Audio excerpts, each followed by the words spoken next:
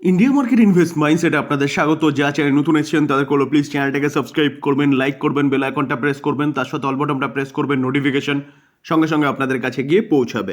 Nifty fifty, দেখুন Nifty ফিফটিকে দেখলে দেখা যাবে আজকের দিনে এখনও পর্যন্ত এখন বাজে হচ্ছে 1:26, তো পজিটিভ চলছে।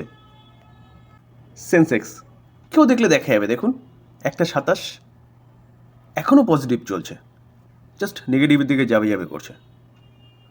তো কিন্তু স্যার আমাদের পোর্টফোলিও দেখলে দেখা যাবে পোর্টফোলিও কিন্তু চারিদিকে লালে ছেয়ে গেছে, অর্থাৎ রক্তগঙ্গা বয়ে গেছে। এরকমটা কেন হলো? পড়ার পিছনে কারণ হচ্ছে মিড ক্যাপ ইন্ডেক্স এবং স্মল ক্যাপ ইন্ডেক্স কিন্তু অনেকটা পড়েছে, আর ম্যাক্সিমাম আমাদের পোর্টফোলিওতে mid cap index, small cap index থাকে। তো এই mid cap index, small cap index পড়ার পিছনে কারণ বা আমাদের পোর্টফোলিও এতটা পড়ার পিছনে কারণ কি, চলুন সেটা একটু দেখার বা বোঝার চেষ্টা করি। সেটা যদি বুঝতে হয় তাহলে কিন্তু নিফটি ফার্মাকে দেখতে হবে। দেখুন নিফটি ফার্মাকে দেখলে দেখা যাবে নিফটি ফার্মা 1.39% ডাউনসাইড মুভমেন্ট দেখাচ্ছে। শুধু নিফটি ফার্মা নয়, তার পাশাপাশি মেটাল ইন্ডেক্সকেও দেখলে দেখা যাবে কিন্তু 1.39% একটা ডাউনসাইড মুভমেন্ট দেখাচ্ছে। এই দুটো ইন্ডেক্স কেন ডাউনে রয়েছে?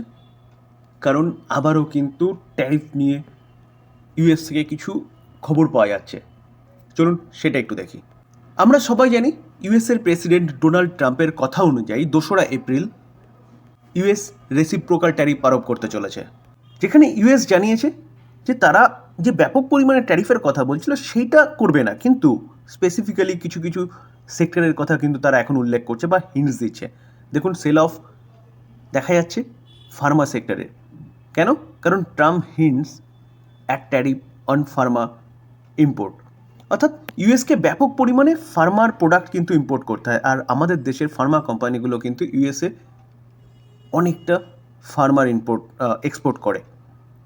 আমাদের দেশে দুটো বিজনেস, এক হচ্ছে ফার্মা বিজনেস, এক হচ্ছে কি আইটি সেক্টর। এই দুটো সেক্টর কিন্তু খুব ভালো এক্সপোর্ট করে ইউএসএ। তো সেই ফার্মা বিজনেসের ওপর তারা ট্যারিফ আরোপ করতে চলেছে, এরকম একটা হিন্টস পাওয়া যাচ্ছে। আবারও বলে রাখি, এটা কিন্তু কোনো ফাইনাল নিউজ নয়, জাস্ট খবর পাওয়া যাচ্ছে। মূলত এই কারণেই ফার্মা সেক্টর এতটা ডাউন সাইড মুভমেন্ট দেখাচ্ছে।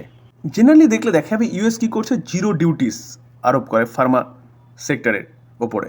তো ইন্ডিয়া কী করে, ইন্ডিয়া 10% ট্যাক্স আরোপ করে ফার্মার, ইউএস থেকে যেসব ফার্মার ওষুধগুলো আসে আমাদের দেশে। এই কারণে ডোনাল্ড ট্রাম্প কিন্তু এই ফার্মাসিউটিক্যালের ওপর ট্যারিফের কথা বলছে। শুধু ফার্মা নয় স্যার, তার সাথে তারা অটোমোবাইল সেগমেন্ট, অ্যালুমিনিয়াম এবং ফার্মাসিউটিক্যাল, তো অটোমোবাইল এবং অ্যালুমিনিয়াম কোম্পানিগুলোর ওপর তারা কিন্তু ট্যারিফ আরোপ করতে পারে। সেটা কে বলছে? US president Trump side he will announce the tariff of automobile, aluminium এবং ফার্মাসিউটিক্যাল প্রোডাক্ট। দেখুন ট্রাম্প সেট কবে? 24শে মার্চ, অর্থাৎ গতকাল। তো এই কারণেই যতগুলো ফার্মা কোম্পানি আছে যারা হচ্ছে ইউএসএ এক্সপোর্ট করে, যেমন ডক্টর রেডিস বলুন বা অরবিন্দ ফার্মা বলুন, সিপলা বলুন, লুপিন বলুন, সবকটা কোম্পানি কিন্তু আজকের দিনে ডাউনসাইড মুভমেন্ট দেখাচ্ছে। তার সাথে মেটাল সেক্টরও কিন্তু পড়ছে। তো এই দুটো সেক্টর হচ্ছে মার্কেটের সেন্টিমেন্টকে খারাপ করেছে। তার পাশাপাশি অটো সেক্টরকেও দেখলে দেখা যাবে, দেখুন নিফটি অটো প্রায় 0.1% মতো না ডাউনে চলছে।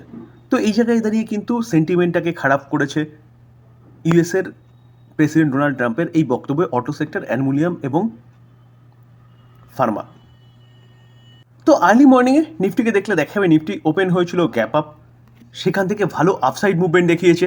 তো সেখান থেকে কিন্তু নিফটি আবারও পড়েছে বলতে পারেন। তো পড়ার পিছনে কারণ কিন্তু একমাত্র এটাই। এবং তার পাশাপাশি যদি আরেকটা কারণ দেখেন, তাহলে আরেকটা কারণ কি বলতে পারেন, যে দেখুন নিফটি লাস্ট 1 মাসে 5% মতন দেখাচ্ছে।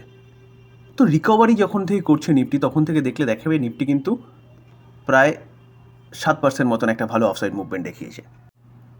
দেখুন স্যার, আমরা যদি মিড ক্যাপ ইন্ডেক্সকে দেখলে দেখা যাবে গতকাল পর্যন্ত, অর্থাৎ 24শে মার্চ পর্যন্ত, 4ই মার্চ থেকে দেখলে দেখা যাবে মিড ক্যাপ ইন্ডেক্স প্রায় 10% মতন একটা ভালো অফসাইড মুভমেন্ট দেখিয়েছে।